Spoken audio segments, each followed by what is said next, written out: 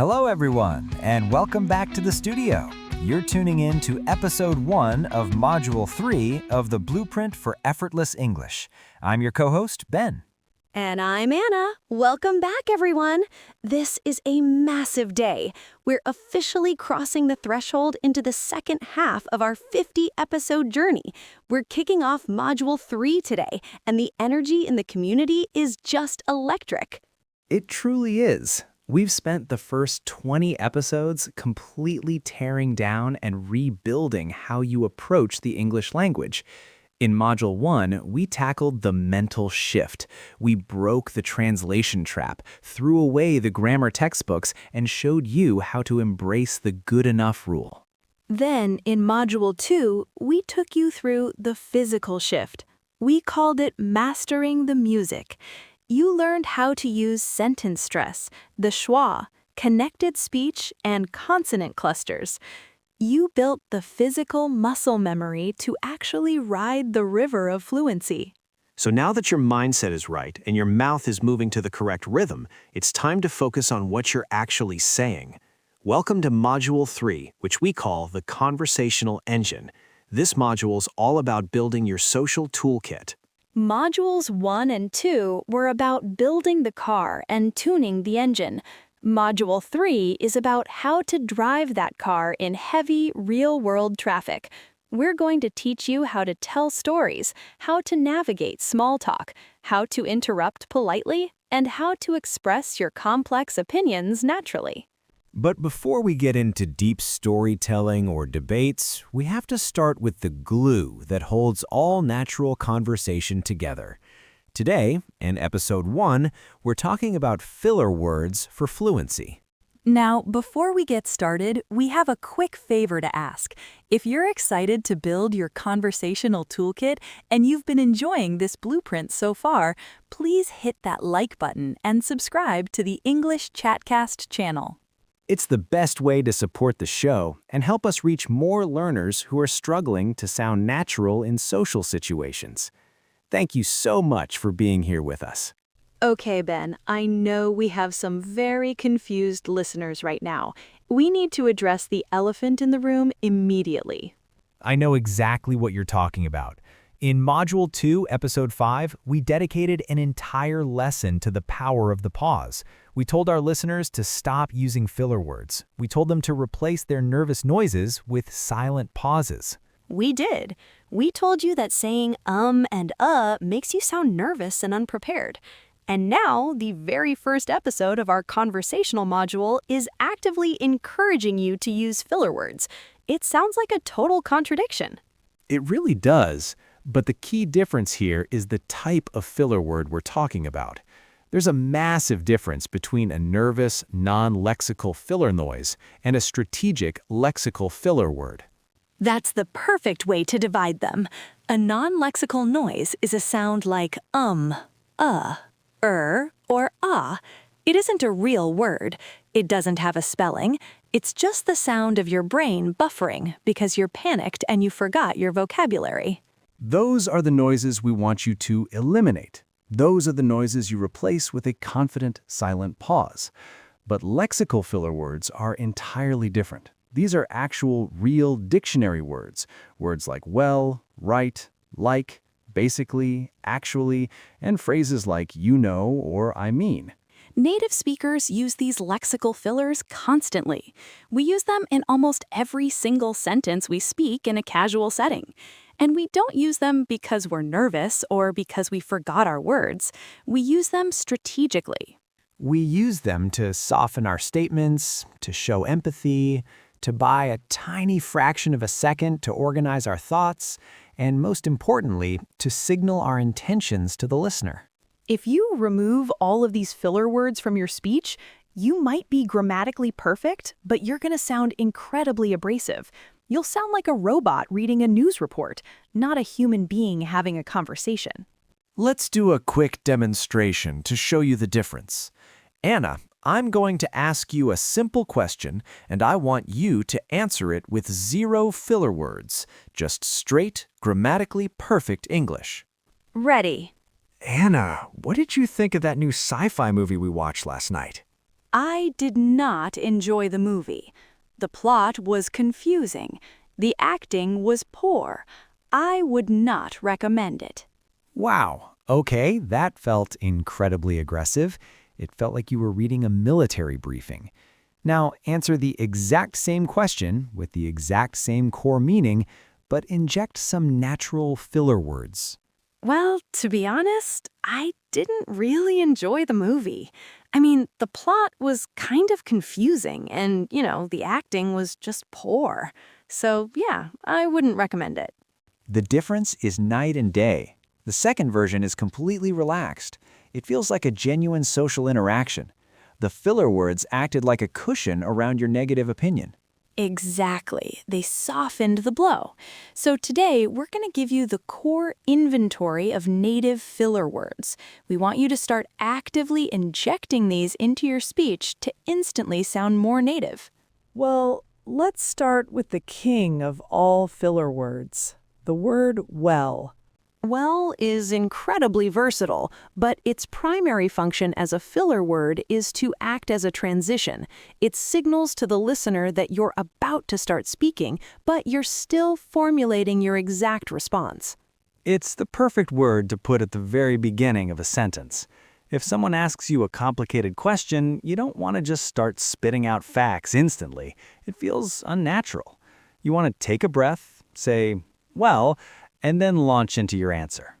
Think about if someone asks you, "How was your weekend?" If you just say, "It was good, I went to the store," it's very abrupt. But if you say, "Well, it was pretty good, I went to the store," you've given the conversation a smooth on-ramp. We also use well to signal a slight disagreement or a pivot in the conversation. If Anna says to me, "I think we should paint the room blue," I could say, "I don't think that's a good idea," but that's harsh. So instead, Ben would say, "Well, I'm not sure blue is the best color for this room." The word well acts as a tiny warning flag to my brain that a disagreement is coming. It prepares me emotionally for the pivot. Our second essential filler is the phrase, "I mean." This is one of my personal favorites. I mean, native speakers use it all the time. Technically, it means you're about to clarify something you just said. But in natural conversation, it's mostly used to soften an opinion or to justify a statement. Right. Let's say I want to skip a party because I'm tired.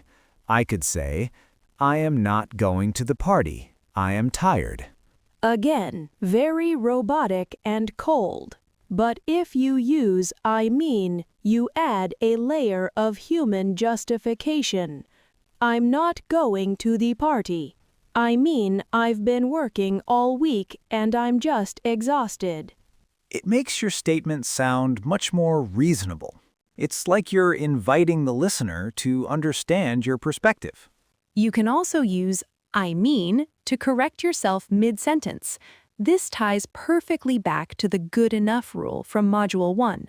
When you realize you're going down the wrong vocabulary path, you don't panic. You just say, "I mean," and you pivot. I went to the restaurant on Wednesday. It's a verbal eraser. It tells the listener, ignore that last word, here's the correct one. It's so much smoother than stopping, apologizing, and starting the whole sentence over again. Next up on our list is the phrase, "you know." This is a massive one for building social rapport. When we use "you know" as a filler, we aren't actually asking if the other person has the factual knowledge in their brain. We're using it to check for emotional alignment. We're asking, "Do you understand how I feel?"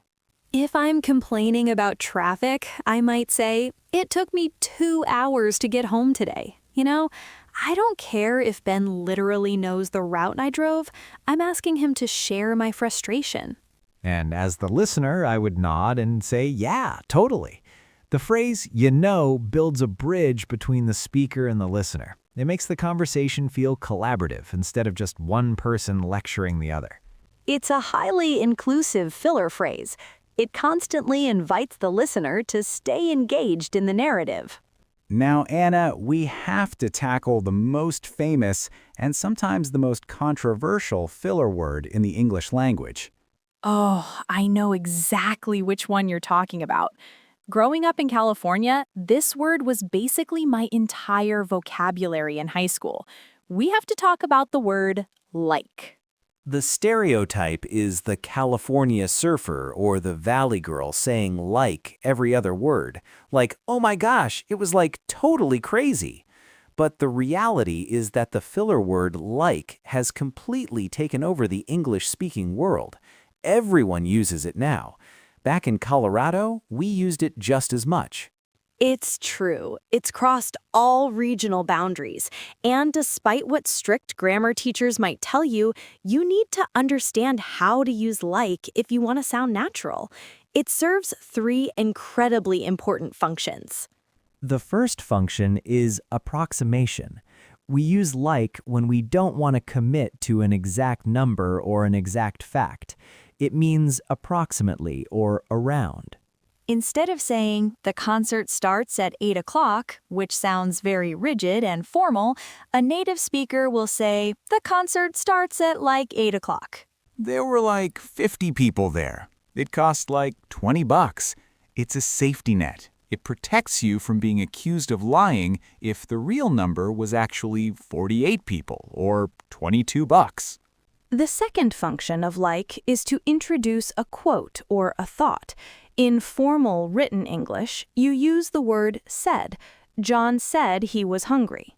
But in casual spoken English, younger generations especially use the word like instead of said. John was like, I'm hungry, and I was like, let's go get pizza. It allows you to act out the story. When you say, I was like, you're usually going to change your intonation and mimic the emotion of the moment. It makes your storytelling much more dynamic. And the third function of like is simply as a pure rhythmic pause. It functions exactly the same as well or but it's a real word. It buys you time to search for your next thought. I was walking down the street and I saw this massive dog. The word like gives your brain a microsecond to retrieve the adjective massive. Now, a quick warning about like. While it's incredibly common, it is also the easiest filler word to abuse. If you use it 3 times in one sentence, you start to sound a bit immature or uneducated. Right. You don't want to say, I was walking down the street and I saw this dog. It completely destroys your sentence stress and your flow. Use it as a tool, not a crutch. Sprinkle it in gently. Let's look at a few more advanced filler words. Words like actually and basically. Actually is a great tool for gently correcting someone or presenting a surprising fact. If someone says, I heard it rains every day in Seattle, you don't want to just say, no, it doesn't. That's too blunt, so you soften it. You say, actually, the summers are incredibly dry. It turns a direct contradiction into a friendly addition of information. Basically is used to summarize a complex situation. If someone asks you to explain the plot of a 3-hour movie, you don't want to give them every detail. You start your sentence with basically to let them know you're giving them the short version. Basically, they have to throw a ring into a volcano to save the world. It frames the context for the listener. So we have, actually, and basically. These are the tools in your new social tool belt. The challenge for English learners is that your native language has its own unique set of filler words. Every language has them, and the instinct is to just translate your native filler words directly into English. But that rarely works. For example, Spanish speakers often use the word este as a filler when they're thinking. If you literally translate that to this in English, and you start saying this while you're pausing, native speakers will be completely confused. They'll be looking around wondering what this you're talking about. French speakers might use Japanese speakers might use eto or ano. You have to actively suppress your native filler noises and consciously replace them with English lexical fillers. This ties right back into the shadowing exercises we did in Module 2. When you're shadowing a native speaker, don't just focus on their heavy content words. Pay close attention to their filler words. Integrating filler words is the fastest way to bridge the gap between intermediate and advanced fluency. It's the difference between sounding like a textbook and sounding like a native. But you have to practice them physically. You can't just memorize the list. You have to get your mouth comfortable saying the word well at the start of a sentence before your brain has even decided what the rest of the sentence is going to be. That requires a leap of faith. It requires trusting your conversational flow. Which brings us to your mission for Episode 1. We want you to start auditing the conversations around you. Your homework for this week is the filler word audit. I want you to go to YouTube and find a casual, unscripted interview, a late-night talk show clip, or a podcast between two comedians or actors. Don't pick a news broadcast or a prepared speech. Find a real, messy conversation. I want you to listen to 5 minutes of it with a notebook in your hand. Every time you hear the speaker use well, or like as a filler word, I want you to make a tally mark on your paper. You're going to be absolutely shocked by how many marks you make. You'll realize that the native speakers you admire aren't speaking in perfect, unbroken grammatical sentences. They're stitching their thoughts together with these filler words. After you finish your 5-minute audit, count up your tally marks. Come down into the comments section of this episode and report your findings to the community. Tell us what video you watched, and tell us which filler word the speaker used the most. Was it an I mean guy or a you know girl? Becoming aware of how native speakers actually talk is the first step to talking like them. Once your ears are tuned to hear these fillers, your mouth will naturally start wanting to use them. It's an incredible shift in perspective. You're giving yourself permission to be a little bit messy, because messy is natural. Messy is human. You're doing fantastic work. We've officially opened up the Conversational Toolkit, and you've got your first set of tools. In our next episode, Episode 2, we're going to tackle a topic that fills a lot of learners with absolute dread. We're going to talk about essential social small talk. We're going to show you how to survive those awkward elevator rides, how to navigate office break rooms, and how to get past the generic "how are you" without freezing up. We'll give you a highly structured framework for making small talk painless and actually enjoyable. You definitely won't want to miss it. But for today, focus on the glue. Swap out your nervous ums and uhs for a confident well or I mean. Give your English a little bit of natural cushion. I'm Ben.